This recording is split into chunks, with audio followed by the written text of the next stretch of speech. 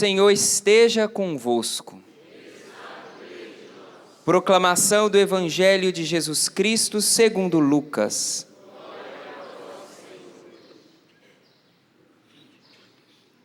Naquele tempo disse o Senhor: ai de vós, porque construís os túmulos dos profetas. No entanto, foram os vossos pais que os mataram. Com isso, vós sois testemunhas e provais as obras dos vossos pais, pois eles mataram os profetas e vós construís os túmulos. É por isso que a sabedoria de Deus afirmou: eu lhes enviarei profetas e apóstolos, e eles matarão e perseguirão alguns deles, a fim de que se peçam contas a esta geração do sangue de todos os profetas, derramado desde a criação do mundo, desde o sangue de Abel até o sangue de Zacarias, que foi morto entre o altar e o santuário.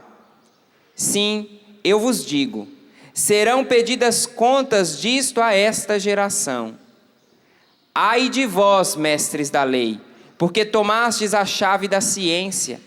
Vós mesmos não entrastes e ainda impedistes os que queriam entrar.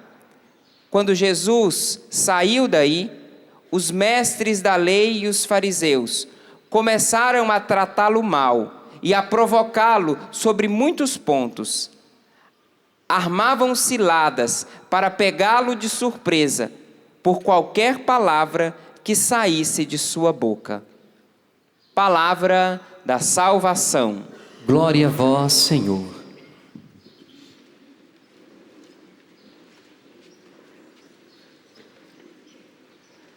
Nós estamos iniciando a leitura da carta de São Paulo aos Efésios. E o tema principal é recapitular em Cristo o universo inteiro. O que significa esse recapitular em Cristo? Imagina que você passou o dia todo, tiveram vários acontecimentos, houve o capítulo da Santa Missa que você participou, depois você saiu e teve o capítulo ali do seu café da manhã, a primeira reunião, a primeira atividade, você foi limpar a casa, levar as crianças para a escola, depois você voltou, pagou algumas contas, e o seu dia foi acontecendo vários capítulos, vários fatos, acontecimentos, e aí quando você vai deitar à noite, claro que você reza antes de dormir, com certeza. Você senta ali na cama e você vai recapitulando. Você vai fazendo memória de tudo aquilo que você viveu. Quando a palavra de Deus diz recapitular em Cristo o universo inteiro, a palavra está dizendo que a partir de Cristo é possível reorganizar, reordenar a partir desse eixo que é Jesus Cristo. Eu não sei qual é o eixo que você tem organizado, recapitulado a sua vida, porque nós podemos escolher, nós podemos eleger qual eixo vai conduzir a nossa vida. A palavra de Deus está dizendo, recapitular em Cristo o universo inteiro. E o versículo 4 da carta de São Paulo aos Efésios diz assim: em Cristo, Ele nos escolheu antes da fundação do mundo. Está falando de um passado que pode ser recapitulado a partir de Cristo. Mas também o nosso futuro pode ser reorientado a partir de Cristo, quando Ele diz que em vista da união que nós vamos viver no céu, Ele enviou Jesus Cristo. Ou seja, reorganizar a história universal da salvação e a história pessoal a partir de Cristo. É como se eu fincasse uma estaca e a partir daquela estaca, toda a minha vida vai sendo organizada, recapitulada a partir de Cristo. É assim que a palavra vai dizendo. E como é que isso acontece? Como é que de fato isso acontece?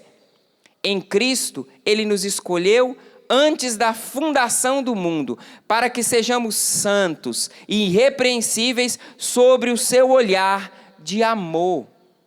Essa estaca fincada é uma estaca fincada no amor. E de que forma nós fomos amados? Através desse sacrifício de Cristo. O derramamento do sangue de Cristo que nos liberta. É o que a primeira leitura vai dizer, pelo sangue, pelo seu sangue, nós fomos libertos. Nele, preste atenção, nele as nossas faltas são perdoadas, segundo a riqueza da sua graça, não é por merecimento, não é porque eu mereço, não é porque eu fiz demais e agora posso receber, não.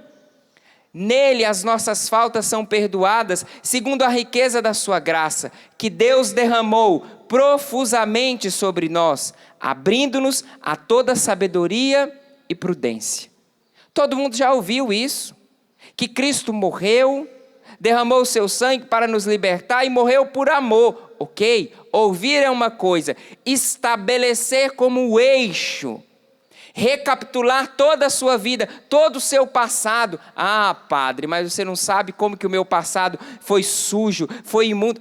Filho, recapitular em Cristo significa reorganiza toda essa história, reorganiza o seu casamento, reorganiza a sua consagração, o seu trabalho a partir de Cristo. Porque quem não reorganiza a sua vida a partir de Cristo, escolhe alguém ou alguma coisa para reorganizar a vida, e muitas vezes nós estamos escolhendo o eixo do trabalho, nós estamos escolhendo o eixo do dinheiro, do poder, nós estamos elegendo uma pessoa para a partir daquela pessoa reorganizar a nossa vida, e aí vem as dependências afetivas, vem os desequilíbrios, porque a pessoa colocou como uma estaca da vida dela o próprio marido, a própria esposa, os próprios filhos. Padre, mas o senhor está falando contra a família? Não, acorda e presta atenção. Eu estou dizendo que em primeiro lugar o eixo é Cristo, para que os nossos filhos, para que a nossa esposa, para que o nosso marido, para que o nosso trabalho, para que a nossa vida financeira se reorganize. O eixo principal é Cristo. E aí a palavra de Deus vai nos dizer que nós somos libertos por Ele. Porém, para permanecer libertos, nós devemos permanecer nesse eixo, organizando a nossa vida a partir desse eixo que é Cristo. Muitos de nós podemos experimentar a desorganização quando nós nos desviamos do eixo, como um carro que tem o seu eixo principal, e se ele não está alinhado, esse carro ele sempre fica pendendo para um lado. Ele sempre fica puxando. Quantos de nós trazemos a vida puxando para um certo lado? Porque nós estamos nos desviando do eixo. Uma pessoa que tem a coluna torta, ou para frente, ou para trás, ou para o lado, ela desviou do eixo. Jesus Cristo é a coluna vertebral da nossa fé. E quem tem problema de coluna sabe que um pouquinho que a coluna entorta, as dores que causam, o incômodo que causa. O eixo principal é Cristo. Depois que o eixo principal está estabelecido, tem lugar para o trabalho, tem lugar para o dinheiro, para os filhos, para a esposa, para o esposo. Tudo pode ser vivido a partir desse eixo. Inclusive, o pecado que deve ser retirado a partir do eixo que é Cristo, por graça de Deus. E aí nós temos os dois modelos de santidade que foram colocados na liturgia de hoje. A primeira santidade, a santidade de quem recebe sobre si esse olhar de amor. Quem é olhado com amor, reorganiza a sua vida, recapitula a sua vida a partir de Cristo e luta pela fidelidade para alcançar essa vida reorganizada em Cristo.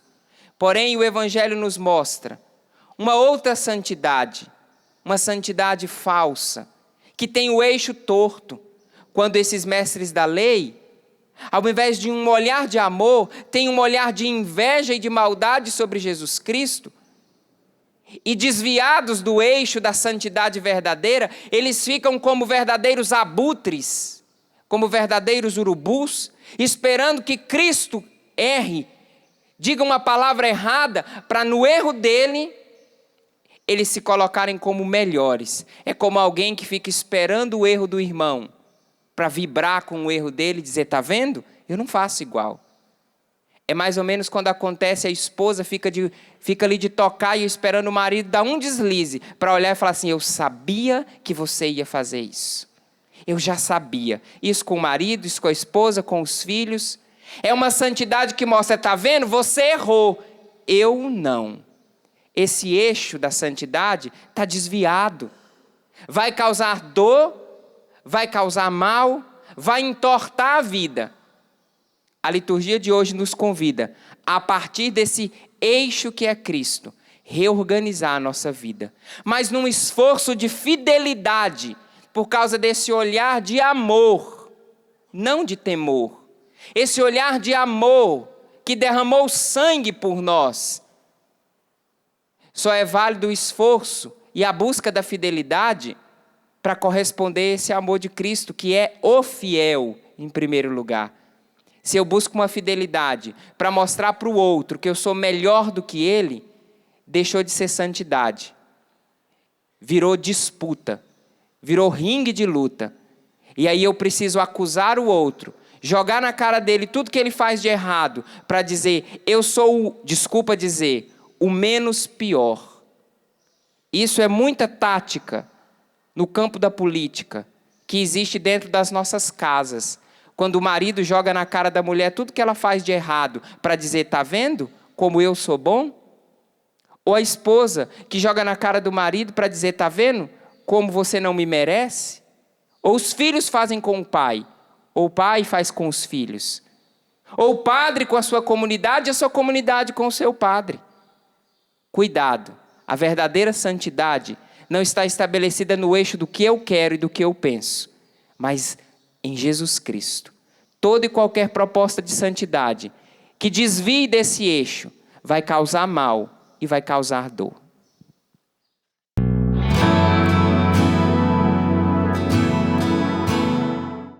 O Senhor esteja convosco. Ele está no meio de nós. Proclamação do Evangelho de Jesus Cristo segundo Mateus. Glória a vós, Senhor. Naquele tempo, Jesus voltou a falar em parábolas aos sumos sacerdotes e aos anciãos do povo, dizendo: o reino dos céus é como a história do rei que preparou a festa de casamento do seu filho. E mandou os seus empregados chamar os convidados para a festa, mas estes não quiseram vir. O rei mandou outros empregados dizendo: dizei aos convidados, já preparei o banquete, os bois e os animais cevados já foram abatidos e tudo está pronto. Vinde para a festa. Mas os convidados não deram a menor atenção. Um foi para o seu campo, outro para os seus negócios. Outros agarraram os empregados, bateram neles e os mataram. O rei ficou indignado e mandou suas tropas para matar aqueles assassinos e incendiar a cidade deles. Em seguida, o rei disse aos empregados: a festa de casamento está pronta, mas os convidados não foram dignos dela. Portanto, ide às encruzilhadas dos caminhos e convidai para a festa todos os que encontrardes. Então, os empregados saíram pelos caminhos e reuniram todos os que encontraram, maus e bons. E a sala da festa ficou cheia de convidados. Quando o rei entrou para ver os convidados, observou ali um homem que não estava usando o traje de festa e perguntou-lhe: amigo, como entrastes aqui sem o traje de festa? Mas o homem nada respondeu. Então o rei disse aos que serviam: amarrai os pés e as mãos desse homem e jogai-o fora na escuridão. Ali haverá choro e ranger de dentes, porque muitos são chamados e poucos são os escolhidos. Palavra da salvação. Glória a vós, Senhor.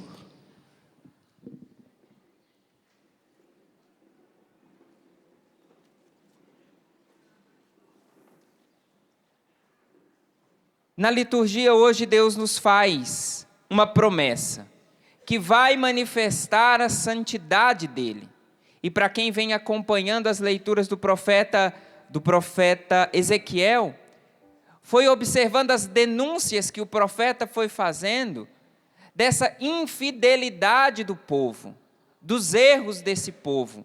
E agora o mesmo profeta vem anunciar a vontade de Deus de manifestar uma grande festa, a manifestação da santidade de Deus. E quem observou a descrição de todos os erros e pecados daquele povo, poderia imaginar humanamente.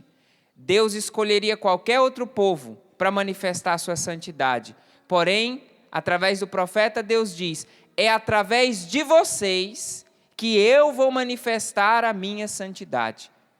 Deus escolhe, no meio da imundície, manifestar o que tem de mais santo e mais limpo. Por quê? Porque Deus gosta de imundície? Não, porque é ali que Deus pode manifestar a grandiosidade da santidade dele. Não é verdade que toda propaganda de sabão em pó mostra uma roupa bem suja, para depois mostrar o tanto que aquele sabão é capaz de limpar? Deus pega um povo imundo, sujo, infiel, para manifestar a grandiosidade da santidade. Porém, existe um caminho a ser feito. O convite é esse, a grande festa é essa: eu vou manifestar a minha santidade. Porém, o convite é: vocês devem entrar num processo de purificação. E aí Deus é o primeiro, é Ele que toma a iniciativa. Deus não fala: se virem, vocês vão ter que dar conta de ficarem santos e limpos. Não, Deus fala: eu vou tomar a iniciativa. Mas é um convite, ninguém pode ser forçado. Aí a palavra vai mostrando que através do profeta, Deus vai anunciando o que deve ser feito. E veja que nessa primeira leitura, Deus vai mostrando todas as iniciativas dele. Olha aqui como ele vai dizendo: eu vos darei um coração novo. Não é você que vai transformar seu coração, comprar um coração novo. É Deus dizendo: eu vou transformar o seu coração, eu darei um coração novo, eu porei um espírito novo. E como se não bastasse colocar um espírito novo, Deus ainda diz: eu porei o meu espírito em vós. Ou seja, é Deus dizendo: a manifestação da minha santidade no meio de vocês vai começar pela transformação do seu coração. Por esse espírito novo que eu vou colocar e que é o meu espírito. E aí Deus vai dizer: por isso vocês vão conseguir seguir as minhas leis e obedecer os meus mandamentos, porque o coração novo e o espírito novo que eu colocarei em vocês. E aí o refrão do Salmo diz: eu hei de derramar sobre vós água pura, e de vossas imundícies sereis purificado. É Deus que purifica. É Deus que lava, mas a gente precisa querer ser livre dessas imundícies. Primeiro de tudo, é necessário tomarmos consciência de que trazemos imundícies. É necessário tomarmos consciência de que estamos sujos, eu e você. Uma das coisas mais difíceis é você convencer uma pessoa que tem mau hálito de que ela precisa cuidar daquele mau hálito. Independente da causa do mau hálito, se é dente podre, se é estômago, gastrite, essa pessoa tem a dificuldade de reconhecer que ela tem mau hálito. E provavelmente deve ter um monte de gente fazendo assim agora. Não é assim? Interessante que todo mundo percebe o mau hálito, mas aquela pessoa, a dona e o dono do mau hálito, nunca percebe. E a gente oferece uma balinha, ele chupa uma balinha, você dá alguma coisa, mas ali a pessoa não percebe. O convite aqui, minha gente, é que nós tenhamos a coragem. Engraçado, quando fala de mau hálito, todo mundo concorda, né? Sempre tem alguém que tem mau hálito, mas nunca é você. Sempre é alguém, presta atenção. Talvez seja a oportunidade de você ser lavado dessa imundície hoje, que é muito maior, é do coração e da alma. Mas eu preciso aceitar esse convite. Eu preciso acolher esse convite, porque é Deus que lava. Mas eu preciso reconhecer que eu necessito ser purificado. Não para viver um puritanismo. Não para viver uma vida buscando um fanatismo. Tudo é do diabo, tudo é sujo, tudo é imundo. Não. Mas para encontrar esse processo de purificação que acontece primeiro por iniciativa de Deus e depois por resposta humana. E aí o nosso evangelho Jesus está falando do reino dos céus como uma grande festa de casamento. E aí, preparada a festa de casamento, o patrão, o rei, mandou chamar os convidados. Primeira vez, os convidados não quiseram ir. Segunda vez, o rei caprichou na descrição daquela festa, falando da comida que ia ter, o banquete que ia ter, e eles nem aí, não aceitaram pela segunda vez. Na terceira vez, o rei falou: ide às encruzilhadas. A festa está pronta, eu não vou cancelar a festa. Se os convidados não se aprontaram, se os convidados não aceitaram o convite, eu não vou cancelar a festa. Ide nas encruzilhadas, chamai os bons e os maus, e vamos encher essa festa. E diz o Evangelho que a sala ficou cheia de convidados. Porém, o Evangelho termina dizendo: muitos são os chamados, e poucos são os escolhidos. E o que acontece ali? Quando o rei entra e olha para os seus convidados, no meio daquela multidão, ele percebe que não estava com a roupa da festa. Ou seja, Deus chama a todos, mas enxerga cada um na sua individualidade. Não adianta querer participar da Igreja Católica Apostólica Romana como quem entra num arrastão. Como quem anda atrás do trielétrico achando que está todo mundo igual. Não. Deus chama a todos, mas enxerga cada um de forma pessoal. Por isso que muitos são chamados e poucos são os escolhidos. Por que é maldade desse Deus que escolhe a poucos? Não, porque Ele chama a muitos, mas poucos têm coragem de responder com qualidade. Deus chama a quantidade, mas a resposta de qualidade de quem entrou nesse processo de purificação não depende de Deus. Depende de mim e de você. Como não depende do seu vizinho curar o seu mau hálito, nem do seu marido, nem da sua esposa. Depende de você tomar consciência e entrar num processo de purificação. Que a Eucaristia de hoje nos provoque mais uma vez nesse convite. Muitos são chamados, eu e você fomos chamados. Agora, para fazer parte do time dos escolhidos, nós precisamos ter a coragem de responder, não com quantidade, mas com qualidade. Porque Deus vê a multidão, mas enxerga cada um no coração e na alma, de forma pessoal.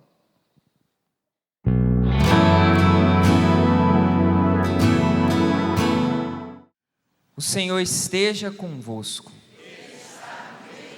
Proclamação do Evangelho de Jesus Cristo segundo Lucas. Naquele tempo, os fariseus perguntaram a Jesus sobre o momento em que chegaria o reino de Deus. Jesus respondeu: o reino de Deus não vem ostensivamente, nem se poderá dizer, está aqui ou está ali, porque o reino de Deus está entre vós. E Jesus disse aos discípulos: dias virão em que desejareis ver um só dia do Filho do Homem, e não podereis ver. As pessoas vos dirão: ele está ali, ou ele está aqui. Não deveis ir, nem correr atrás. Pois como o relâmpago brilha de um lado até o outro do céu, assim também será o Filho do Homem no seu dia. Antes, porém, ele deverá sofrer muito e ser rejeitado por esta geração. Palavra da salvação. Glória a vós, Senhor.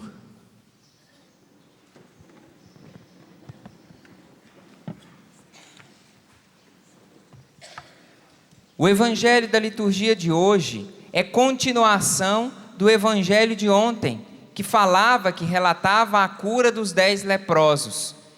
Que daquele grupo dos 10, só um voltou para agradecer.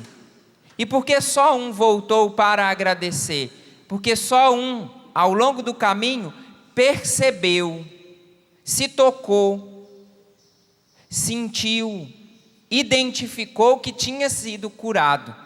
Da liturgia de ontem para a liturgia de hoje, surge essa pergunta dos fariseus, os fariseus que esperavam, que calculavam, que contavam, que faziam propaganda do exato momento aonde ia começar o reino de Deus.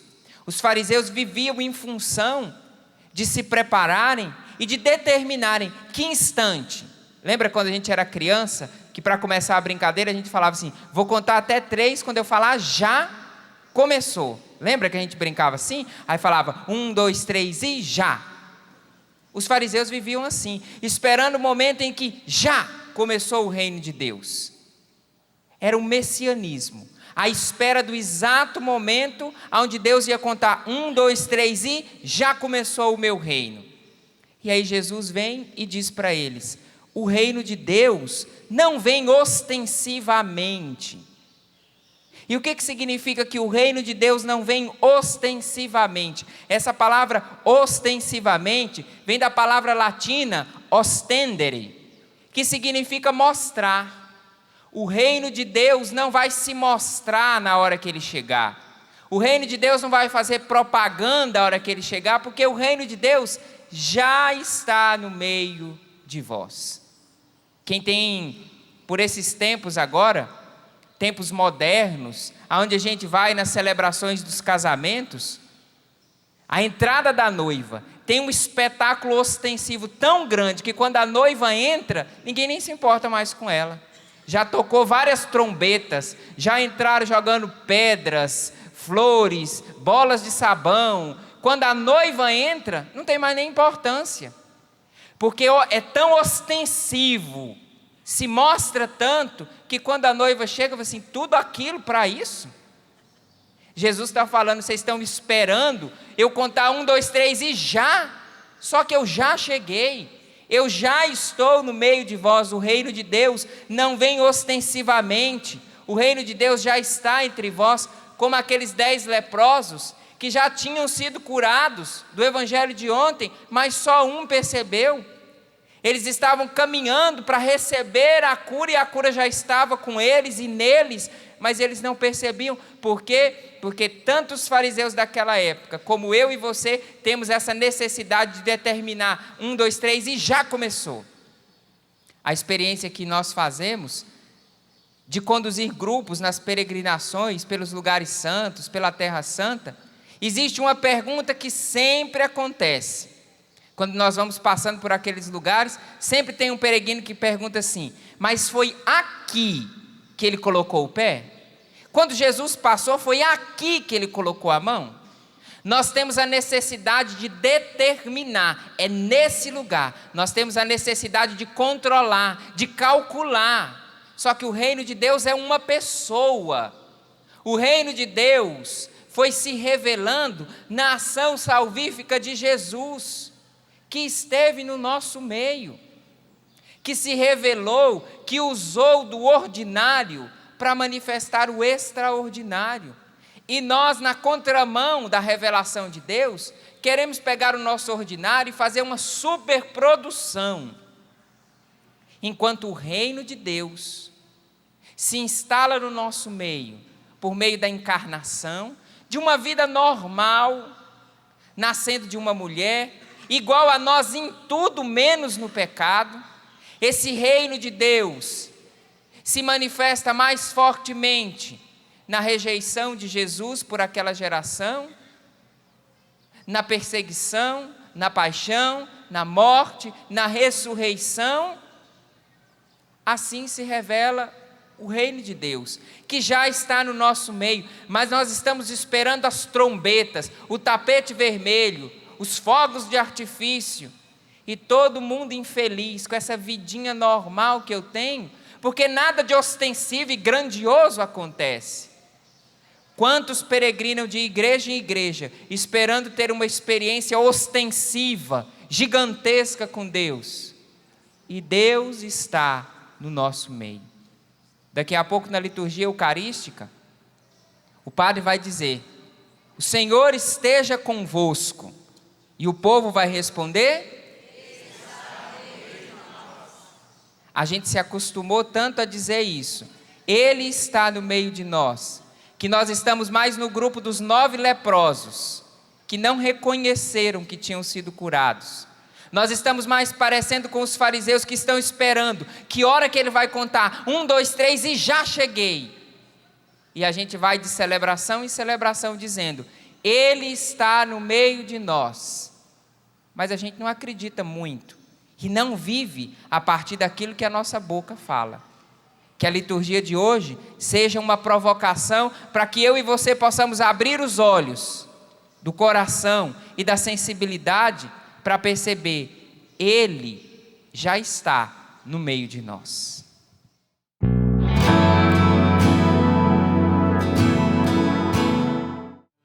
O Senhor esteja convosco.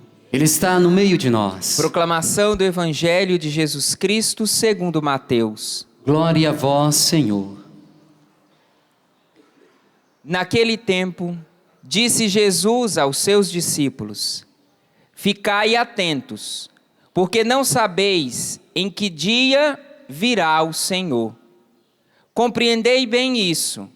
Se o dono da casa soubesse a que horas viria o ladrão, certamente vigiaria e não deixaria que a sua casa fosse arrombada. Por isso, também vós ficais preparados, porque na hora em que menos pensais, o Filho do Homem virá. Qual é o empregado, fiel e prudente, que o Senhor colocou como responsável pelos demais empregados, para lhes dar alimento na hora certa? Feliz o empregado, cujo senhor o encontrar agindo assim quando voltar. Em verdade vos digo, ele lhe confiará a administração de todos os seus bens. Mas, se o empregado mal pensar, meu senhor está demorando, e começar a bater nos companheiros, a comer e a beber com os bêbados, então o senhor desse empregado virá, no dia em que ele não espera e na hora em que ele não sabe. Ele o partirá ao meio e lhe imporá a sorte dos hipócritas. Ali haverá choro e ranger de dentes. Palavra da salvação. Glória a vós, Senhor.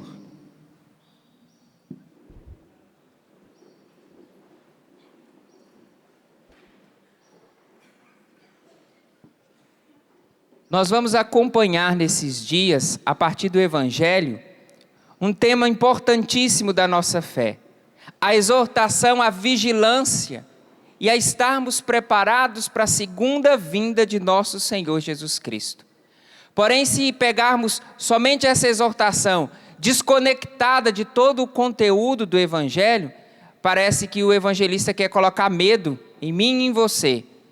Porque o Senhor voltará e ninguém sabe que hora, e Ele vai te pegar fazendo a coisa errada na hora errada. Porém, o próprio Senhor vai dizendo através do Evangelho que quem não deve, não precisa temer.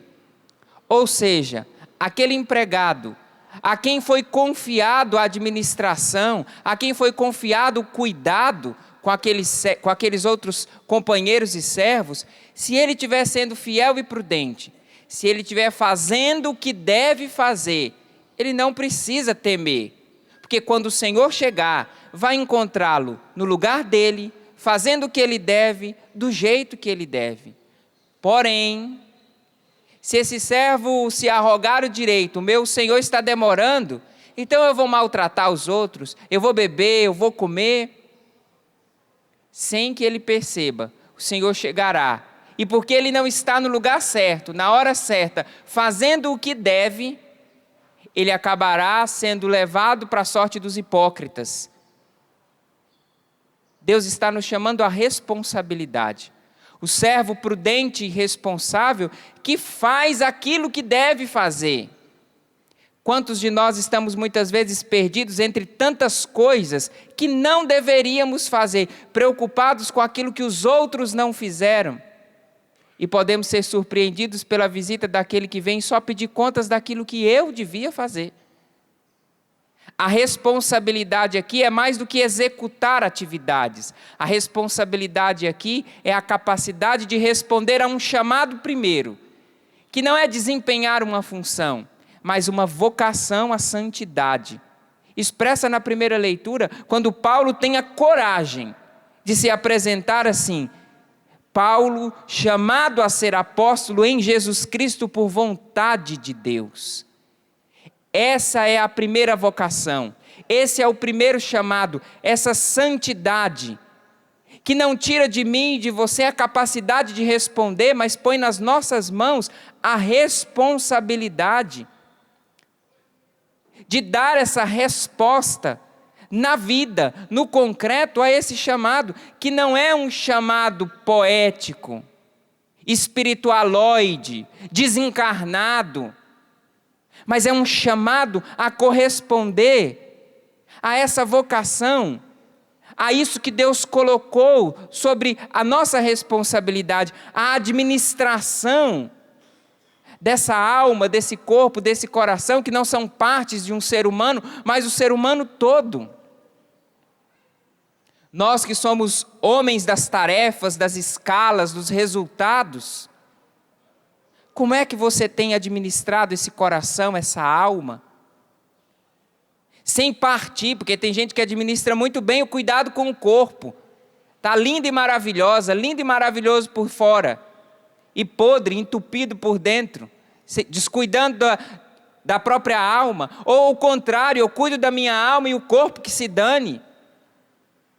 Deus nos chama a uma santidade integral, de quem tem a coragem de se ver por inteiro, e sabe que precisa administrar essa vida, que é a única. Ah, não, se não der certo nessa, numa próxima vida, não tem próxima vida. A próxima vida chama vida eterna, mas ela está na dependência da qualidade da administração que você faz dessa única vida que Deus te deu. Padre, mas eu só estou sabendo disso agora, por que ninguém me falou antes? O tempo é agora. Santo Agostinho passou por essa experiência. Depois de um período de má administração da própria vida, numa vida errada, numa vida mundana, ele entra no processo de responder a essa primeira vocação. E o resultado disso, hoje nós celebramos a memória de Santo Agostinho, bispo e doutor da igreja. Ele se dispôs, ele abriu o coração. A nossa única resposta é essa: abrir o coração, e Deus faz. Porém, se eu escolho ser o servo imprudente, o servo mau, e fecho o meu coração, e ao invés de administrar o que me foi confiado, eu quero esbanjar e consumir o que me foi confiado, servo mau, quando ele voltar e te encontrar dessa forma, a sua sorte será a sorte dos hipócritas.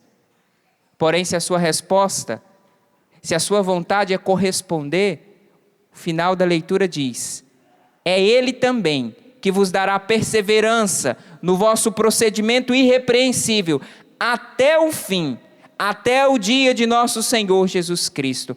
Padre, mas é tão difícil? É mesmo. Porém, é Ele que vai dar perseverança a todo o nosso proceder até o fim. Que Deus nos conceda essa graça de tomarmos consciência e participarmos desse processo de santificação, que não é um processo onde eu sou passivo e Deus é o ativo, mas onde Deus já me chamou e agora é hora de eu dar a minha resposta. Como um padre, como um marido, como uma esposa, como um consagrado, como um missionário, na realidade aonde eu estou, na vida que Deus me confiou. Que essa santidade possa ser experimentada, não por uma mágica, mas por uma boa e consciente administração daquilo que Deus lhe confiou, nos confiou.